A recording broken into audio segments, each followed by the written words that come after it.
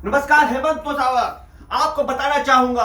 हरिद्वार में कुंभ चल रहा है। एक तो 2010 के बाद 2021 में जो ये महाकुंभ आया है 12 साल बाद, आपको बता रहा हूं कि इस महाकुंभ को हर तरह से फेल करने के लिए केंद्र में बीजेपी की सरकार, उत्तराखंड में भारतीय जनता पार्टी की सरकार इस कुंभ को हर बार बार फेल करने के लिए जिस तरीके के हथकंडे अपनाए जा रहे हैं, जिस तरीके से कोटोरा घाट का प्रयोग किया जा रहा है सनातन धर्म के ऊपर, हिंदू सनातन धर्म के ऊपर, वो बहुत ही शर्मसार है। और ये बताना चाहूंगा कि सरकार ने हर तरह का हथकंडा अपनाया। सबसे पहले भारतीय जनता पार्टी की जो केंद्र में सरकार है और उत्तराखंड में भारतीय जनता पार्टी की सरकार है, जमीन देने में आनाकानी की, कुंभ को यहाँ पर ना लगे, कोरोना की आड़ में उन्होंने यहाँ पर कुंभ लगने ना दिया गया, पहले जमीन ना दी गई। लेकिन जब साधु महात्माओं का और शंकराचार्यों का जो प्रेशर आया कि यहाँ कुंभ लगेगा, और अखाड़े परिषद ने भी जब ये कहा कि यहाँ कुंभ लगेगा, हमारी आस्था का सवाल है,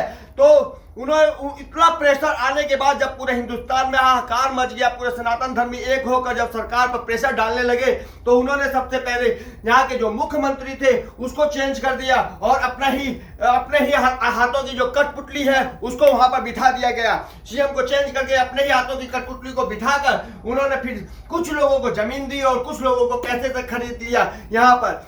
और ये बताना चाहूंगा कि कोरोना की आड़ में यहाँ पर तो पूरी राजनीतिक चल रही है उत्तराखंड में, परंतु बंगाल के अंदर मोदी, अमित शाह और जितने भी कैबिनेट मंत्री है, तोमर, और जितने भी कैबिनेट मंत्री है, बंगाल में लाखों की संख्या में भीड़ इकट्ठा हो रही है। बंगाल में इलेक्शन चल रहा है और 8 चरण में इलेक्शन चल रहा है। 2 तारीख को 2 मई को जो है रिजल्ट आना बाकी है, और दिन भर वहां पर इस तरीके से कार्य चल रहा है। वो बता रहा हूं आपको कि ये जो कार्य चल रहा है ये बहुत ही गंदा और घिनौनी चल रही है। मोदी जी बोलते हैं कि सोशल डिस्टेंस का पालन करें, 1 गज दूरी पर बैठे, परंतु बंगाल में तो स्थिति यह है कि जो कार्य करता है वो चिपक कर एक दूसरे से सट कर लाखों की संख्या में कार्यकर्ता जो है मोदी जी और अमित शाह वगैरह का भाषण सुनने आते हैं, और जो मंच के ऊपर कुर्सी रखी हुई है उस कुर्सी का भी एक डिस्टेंस नहीं है, 1 मीटर का डिस्टेंस नहीं है, ना 4 फुट का या 2 फुट का। कुर्सियां भी बगल में लगी है जहां पर मोदी जी बैठते हैं।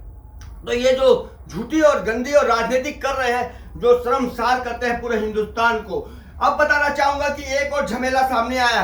कुछ भारतीय जनता पार्टी के कठपुतली जैसे अखाड़ा परिषद वाले, कुछ अखाड़ा परिषद जो कि भारतीय जनता पार्टी के दल्ले हैं, बता रहा हूं आपको, उन्होंने कुंभ को खत्म करने की घोषणा की। लेकिन मैं उन लोगों को बताना चाहूंगा, कुंभ जो है ग्रह नक्षत्रों के हिसाब से चलता है, जो कि हिंदू सनातन धर्म के हिसाब से चलता है। और एक बीजेपी सरकार ने यह कहा था कि 1 अप्रैल से लेके 28 अप्रैल या 29 अप्रैल तक कुंभ रहेगा।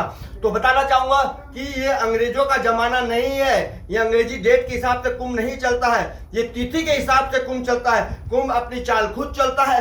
कुंभ के अंदर जब तिथि आती है तो स्नान होता है, क्योंकि उस समय अमृत गिरा था। ये कहानी और ये कथा सारी आपको पता है, ये पूरी की पूरी कथा पता है आपको, मैं ज्यादा डिटेल में नहीं जाना चाहूंगा। लेकिन सरकार ने कुछ अपने दलालों के साथ मिलकर, कुछ अखाड़ों के साथ मिलकर, पैसा देकर, कुछ भी हो, कैसे भी हो, ये अंदर की बात है, लेकिन यही सच्चाई है। उनसे कुंभ खत्म करने की जो बात कही गई, उनके मुंह से मीडिया में कुंभ को खत्म करने की जो बात कही कि अब कुंभ जो है 17 अप्रैल को खत्म हो जाएगा और कुंभ पूरी तरह उठ जाएगा, तो कुछ लोगों ने इस तरह का गंदी और घिनौनी हरकत की है, जो कि सनातन धर्मी बर्दाश्त नहीं करेंगे और बिल्कुल बर्दाश्त नहीं करेंगे। तो कुंभ जो है ग्रह नक्षत्र के हिसाब से जिस तरीके से चल रहा है उसी तरीके से चलेगा, और हिंदी तिथि के हिसाब से और पंचांग के हिसाब से कुंभ चलेगा, ना कि उनके बोलने से कुंभ खत्म हो जाएगा। ये बिल्कुल नहीं होगा। माना कि भीड़ कम है, सरकार ने बहुत गंदी राजनीति की है। जो आस्था के साथ यहाँ आना चाहते थे गंगा में डुबकी लगाने के लिए हरिद्वार, उनको बॉर्डर पर रोक दिया गया, परेशान किया गया, टॉर्चर किया गया, उनको वापस भेज दिया गया और उनको हरिद्वार में एंट्री करने नहीं दिया गया।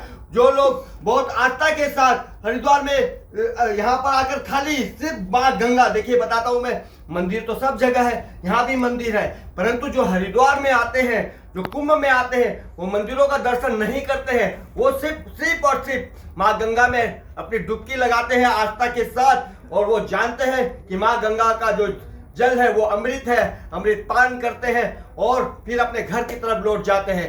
परंतु ऐसा नहीं होने दिया गया। उन्हें सबसे पहले बॉर्डर पर सील कर दिया गया।